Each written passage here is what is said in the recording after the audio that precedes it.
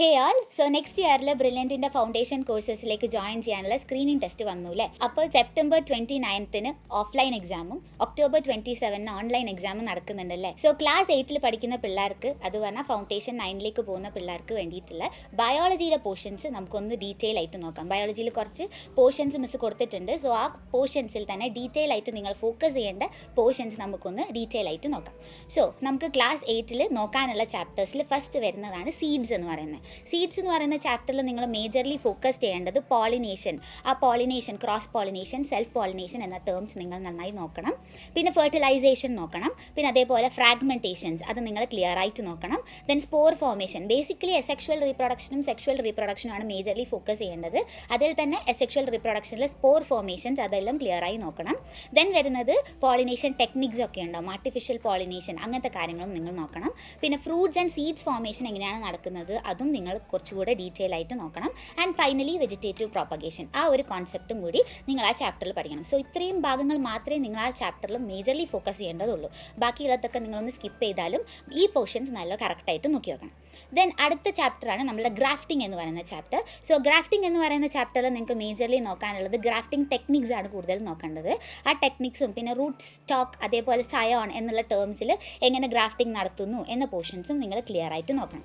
പിന്നെ നിങ്ങൾക്ക് പഠിക്കാനുള്ളത് ഏതാണെന്ന് വെച്ച് കഴിഞ്ഞാൽ മൂന്നാമത്തെ ചാപ്റ്ററാണ് വേസ്റ്റ് വാട്ടർ സ്റ്റോറി എന്ന് പറയുന്ന ചാപ്റ്റർ. സോ വേസ്റ്റ് വാട്ടർ സ്റ്റോറേജിൽ കുറേ ടെക്നിക്സ് പഠിക്കുന്നുണ്ട്. അതിൽ തന്നെ സ്വീവേജ് ട്രീറ്റ്മെൻറ്റ്, അതേപോലെ തന്നെ വേസ്റ്റ് വാട്ടർ ട്രീറ്റ്മെൻറ്റ്, അതേപോലെ തന്നെ സ്ലഡ്ജ് ഫോർമേഷൻ, ഇതെല്ലാം നിങ്ങൾ കുറച്ചുകൂടി ഡീറ്റെയിൽ ആയിട്ട് നോക്കണം. പിന്നെ അതേപോലെ ബയോഗ്യാസ് എങ്ങനെയാണ് ഉണ്ടാക്കുന്നത്, പിന്നെ aerobic or anaerobic respiration or bacterial റെസ്പിറേഷൻസും നിങ്ങൾ നോക്കേണ്ടതാണ്. സോ ഇത്രയും പോർഷൻസ് ആണ് വേസ്റ്റ് വാട്ടർ സ്റ്റോറിയിൽ മേജർലി ഫോക്കസ് ചെയ്യേണ്ട കാര്യങ്ങൾ. ദെൻ നമ്മൾ coming to the fourth chapter, that is classification. ക്ലാസിഫിക്കേഷനിൽ മേജർലി നോക്കേണ്ടത് നമ്മൾ ടാക്സോണമിക് ഹൈറാർക്കി എന്നുള്ള ഓർഡർ നന്നായിട്ട് നോക്കണം. പിന്നെ ടാക്സോണമിക് കീസ് നോക്കണം. പിന്നെ അതേപോലെ തന്നെ ജീനസ്, സ്പീഷ്യസ്, ഓർഡർ, ആ ഒരു ഫൈലം, ആ ഒരു ഓർഡർ നിങ്ങൾ ക്ലിയർ ആയിട്ട് നോക്കി വെക്കണം. പിന്നെ എക്സാമ്പിൾസ് ഉണ്ടാവും, ഡിഫറെൻറ്റ് സയൻറ്റിസ്റ്റുകൾ തന്നിട്ടുള്ള എക്സാമ്പിൾസും നിങ്ങൾ അതിൽ കോൺസെൻട്രേറ്റ് ചെയ്യണം. പിന്നെ അതേപോലെ 5 കിങ്ഡം ക്ലാസിഫിക്കേഷൻ, അതും നിങ്ങൾ ഈ ഒരു ചാപ്റ്ററിൽ ഡീറ്റെയിൽ ആയിട്ട് നോക്കണം. സോ ഇത്രയും കാര്യങ്ങളാണ് നിങ്ങൾ ക്ലാസിഫിക്കേഷൻ എന്ന പോർഷനിൽ ഡീറ്റെയിൽ ആയിട്ട് നോക്കേണ്ടത്. So coming to the 6th chapter, അതെന്ന് പറയുന്നത് ക്രോപ്പ് പ്രൊഡക്ഷൻ ആൻഡ് മാനേജ്മെൻറ്റ് എന്ന് പറയുന്ന ചാപ്റ്ററാണ്. ക്രോപ്പ് പ്രൊഡക്ഷൻ ആൻഡ് മാനേജ്മെൻറ്റ് എന്ന് പറയുന്ന ചാപ്റ്ററിൽ മേജർലി ഫോക്കസ് ചെയ്യേണ്ടത് അഗ്രികൾച്ചറൽ പ്രാക്ടീസസ് ആണ് നിങ്ങൾ നോക്കേണ്ടത്. പിന്നെ അതേപോലെ തന്നെ ബേസിക് ആയിട്ടുള്ള ക്രോപ്പ് പ്രൊഡക്ഷൻ പ്രാക്ടീസസ്, അതും നിങ്ങൾ മേജർലി നോക്കണം. പിന്നെ സോയിങ്, ഫെർട്ടിലൈസേഴ്സ് എങ്ങനെയാണ് യൂസ് ചെയ്യുന്നത്, ഓർഗാനിക് ഫെർട്ടിലൈസേഴ്സ്, കെമിക്കൽ ഫെർട്ടിലൈസേഴ്സ്, അവരുടേതും നിങ്ങൾ കോൺസെൻട്രേറ്റ് ചെയ്യണം. പിന്നെ അതേപോലെ ഹാർവെസ്റ്റിംഗ്, പിന്നെ weeds from protection from weeds, ആ ഒരു ഏരിയയും നിങ്ങൾ കൂടുതലായിട്ട് നോക്കണം. പിന്നെ അതേപോലെ ആനിമൽ ഹസ്ബൻഡറി, പൗൾട്രി, പിസിക്കൾച്ചർ, അങ്ങനത്തെ കൾച്ചേഴ്സും നിങ്ങൾ കുറച്ച് ഡീറ്റെയിൽ ആയിട്ട് നോക്കണം. ഈ പോർഷൻസ് ആണ് ക്രോപ്പ് പ്രൊഡക്ഷൻ ആൻഡ് മാനേജ്മെൻറ്റ് എന്നൊരു ചാപ്റ്ററിൽ നോക്കേണ്ട കാര്യം. പിന്നെ അതേപോലെ micro organism friend and foe എന്ന് പറയുന്ന അടുത്ത ചാപ്റ്റർ നോക്കുകയാണെങ്കിൽ അതിൽ നിങ്ങൾക്ക് അറിയാം different kinds of micro organism ആണ് ആ ചാപ്റ്ററിൽ നിങ്ങൾ പഠിക്കുന്നത്.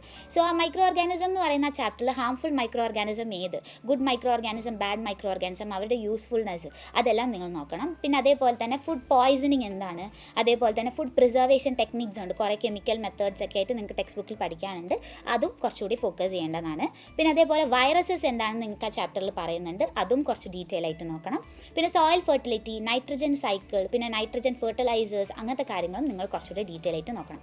റൈസോബിയം ബാക്ടീരിയ വെച്ചിട്ടുള്ള nitrogen fertilisers or nitrogen cycle, ആ സൈക്കിൾ നല്ല കൃത്യമായിട്ട് നോക്കി വെക്കുക. സോ ഇത്രയും കാര്യങ്ങളാണ് micro organism friend and foe എന്ന് പറയുന്ന ചാപ്റ്ററിൽ നോക്കാനുള്ളത്.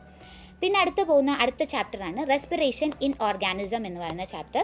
സോ റെസ്പിറേഷൻ ഇൻ ഓർഗാനിസം എന്ന് പറയുന്ന ചാപ്റ്ററിൽ മേജർലി നോക്കാനുള്ളത് എനേറോബിക് ആൻഡ് എയറോബിക് റെസ്പിറേഷൻ നിങ്ങൾക്ക് പഠിക്കാനുണ്ട്, അത് നിങ്ങൾ ക്ലിയർ ആയിട്ട് നോക്കണം. പിന്നെ ഹ്യൂമൻ റെസ്പിറേറ്ററി സിസ്റ്റം ഉണ്ട്, നമ്മൾ റെസ്പിറേറ്ററി സിസ്റ്റം ആനിമൽസിലും നോക്കണം, അതാണ് മേജർലി നോക്കേണ്ടത്. പിന്നെ നിങ്ങൾക്ക് തന്നിട്ടുള്ള respiration in the sense inspiration, expiration എന്ന് പറയുന്ന 2 പ്രോസസ്സായിട്ട് തന്നെ പഠിക്കാനുണ്ട്, അതിൻ്റെ ടേബിൾസ് ഒക്കെ ഉണ്ട്, അതും നിങ്ങൾ ക്ലിയർ ആയിട്ട് നോക്കണം. പിന്നെ അതുപോലെ തന്നെ എർത്ത് വോമിലെ റെസ്പിറേഷൻ നിങ്ങൾക്ക് പഠിക്കാനുണ്ട്, കോക്രോച്ചിൻ്റെ റെസ്പിറേഷൻ പഠിക്കാനുണ്ട്, അതേപോലെ തന്നെ ബ്രീത്തിങ് ടെക്നിക്സ് ഒക്കെ പഠിക്കാനുണ്ട്, അതും നിങ്ങൾ കുറച്ചുകൂടി ഡീറ്റെയിൽ ആയിട്ട് നോക്കണം. പിന്നെ അതുപോലെ സ്റ്റൊമേറ്റ എന്നൊരു പോർഷനും കൂടെ ടെക്സ്റ്റിൻ്റെ ലാസ്റ്റ് ഭാഗത്തേക്ക് കൊടുത്തിട്ടുണ്ട്, ആ ഭാഗവും നിങ്ങൾ കുറച്ചുകൂടി കോൺസെൻട്രേറ്റ് ചെയ്യണം. സോ ഇത്രയുമാണ് respiration in organism majorly focus ചെയ്യേണ്ടത്. ദെൻ കമ്മിങ് ടു നമ്മുടെ ലാസ്റ്റ് പാർട്ട് ഏതാണ്, transportation in plants and animals, ആ ഒരു ചാപ്റ്റർ നോക്കുകയാണെങ്കിൽ അതിൽ നിങ്ങൾക്ക് മേജർലി നോക്കാനുള്ളത് സർക്കുലേറ്ററി സിസ്റ്റം, ബ്ലഡിലെ transportation, human blood transportation, circulatory സിസ്റ്റമാണ് മേജർലി നോക്കേണ്ടത്. പിന്നെ അതിൽ തന്നെ RBC, പ്ലേറ്റ്ലെറ്റ്സ്, WBCനെ ഫോക്കസ് ചെയ്തിട്ടുള്ള ഡീറ്റെയിൽഡ് ആയിട്ടുള്ളത് കൊടുത്തിട്ടുണ്ട്, അതും നിങ്ങൾ നോക്കേണ്ടതാണ്. പിന്നെ അതേപോലെ ബ്ലഡ് വെസൽസ്, ആർട്ടറീസ്, കാപ്പിലറീസ്, അതേപോലെ വെയിൻസ്, അതിനെക്കുറിച്ചും ഡീറ്റെയിൽ ആയിട്ട് നോക്കണം. പിന്നെ ഹ്യൂമൻ ഹാർട്ടിനെ പറ്റി അതിൽ പറയുന്നുണ്ട്, ഹാർട്ടിൻ്റെ പാർട്സ് എല്ലാം നോക്കി വെക്കണം, അതിൻ്റെ ഡീറ്റെയിൽ സ്ട്രക്ചേഴ്സും നോക്കി വെക്കേണ്ടതാണ്. പിന്നെ അതേപോലെ സ്റ്റെതസ്കോപ്പിൻ്റെ യൂസേജും അതെല്ലാം ടെക്സ്റ്റിൽ പറയുന്നുണ്ട്, ആ പോർഷനും നോക്കേണ്ടതാണ്. പിന്നെ അതേപോലെ ഫോക്കസ് ചെയ്യേണ്ട വേറൊരു പോർഷനാണ് എക്സ്ക്രീഷൻ എന്ന് പറഞ്ഞിട്ടുള്ളത്.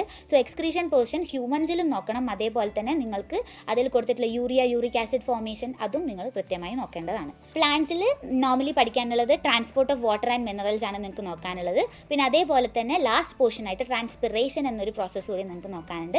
സോ ഇത്രയും പോർഷൻസ് ആണ് ലാസ്റ്റ് പാർട്ടിലുള്ള ട്രാൻസ്പോർട്ടേഷൻ ഇൻ പ്ലാന്റ്സ് ആൻഡ് ആനിമൽസിൽ നോക്കേണ്ടത്. സോ ഇത്രയും പോർഷൻസ് ആണ് നിങ്ങൾക്ക് മൊത്തം ബയോളജിയിൽ നോക്കാനുള്ളത്. സോ ഭയങ്കര എളുപ്പമായിട്ടുള്ള ടോപ്പിക്സ് ആണ്. ആ ഒരു കാര്യങ്ങൾ നന്നായി ഫോക്കസ് ചെയ്ത് പഠിച്ചാൽ മതി. ഇപ്പോൾ മിസ് പറഞ്ഞിട്ടുള്ള കാര്യങ്ങൾ നന്നായി ഫോക്കസ് ചെയ്ത് പഠിച്ചു കഴിഞ്ഞാൽ നിങ്ങൾക്ക് നല്ല മാർക്ക് സ്കോർ ചെയ്യാം. പിന്നെ ബ്രില്യൻറ്റിൻ്റെ മോക്ക് ടെസ്റ്റുകളൊക്കെ ഒന്ന് ചെയ്ത് നോക്കിക്കഴിഞ്ഞാൽ കുറച്ചുകൂടെ കോൺഫിഡൻ്റ് ആവും, നിങ്ങൾക്ക് എക്സാംസ് ഒക്കെ ഒന്ന് ക്ലിയർ ആയിട്ട് സെറ്റായിട്ട് പഠിക്കാൻ പറ്റും. സോ ഇത്രയേ ഉള്ളൂ. സോ നിങ്ങൾ ഈ ഒരു പോർഷൻസ് ഫോക്കസ് ചെയ്ത് പഠിക്കുക. All the best. എൻട്രൻസ് സംബന്ധമായ വാർത്തകളും അപ്ഡേഷനുകളും ഏറ്റവും വേഗം ആധികാരികമായി അറിയാൻ ബ്രില്യൻറ്റ് സ്റ്റഡി സെന്റർ പാല യൂട്യൂബ് ചാനൽ സബ്സ്ക്രൈബ് ചെയ്യുക, ബെൽ ഐക്കൺ അമർത്തുക, ഈ വീഡിയോ മറ്റു സുഹൃത്തുക്കളിലേക്കും മാക്സിമം ഷെയർ ചെയ്യുക.